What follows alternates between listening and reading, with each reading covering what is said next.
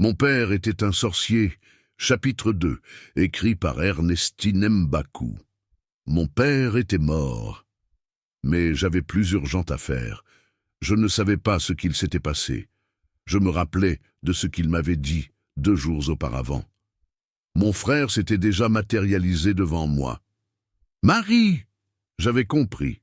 « Allons-y, Bertrand. » Nous avions couru jusqu'à la maison qui était située à quelques kilomètres de l'école.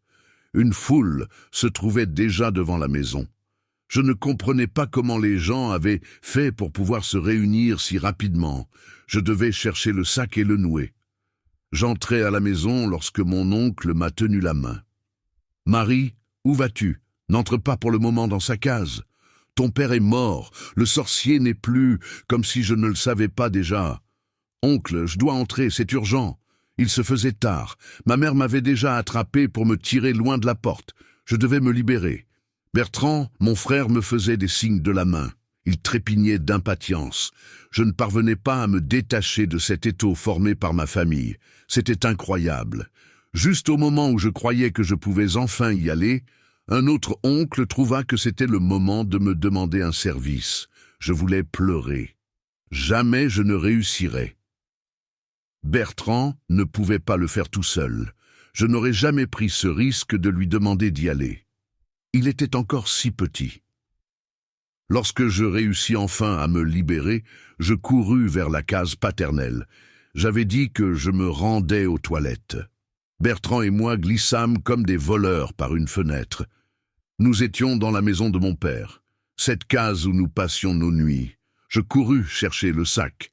Il se faisait tard. Je vis le sac au sol, ouvert. Il n'y avait rien à l'intérieur. Non, non, non. Je regardais Bertrand. Il secoua la tête. J'avais échoué. Je venais d'échouer lamentablement. Je n'avais pas pu mener à bien la mission confiée par mon père. J'ai glissé au sol en entraînant mon frère avec moi. Nous étions perdus. Les heures qui suivirent furent horribles. La concession se remplissait des personnes venues de tous les coins du pays. La famille y était, mais également des curieux. Je me suis demandé ce qu'il y avait à apprendre sur un mort. Après ma défaite, je m'étais réfugié dans un coin de la maison de ma mère avec mon frère. Il m'avait regardé droit dans les yeux pour me demander « Qu'allons-nous faire, Marie ?» « Je ne sais pas, Bertrand, je ne sais pas. Papa avait demandé de fermer ce sac, mais nous n'avons pas pu. Tu crois qu'il va se fâcher, Marie ?» J'ai secoué la tête.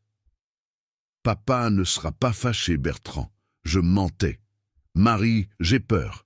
J'ai pris mon petit frère dans mes bras. Le roman entier est disponible sur Amazon, Fnac, YouScribe et Liretama. Abonnez-vous et partagez.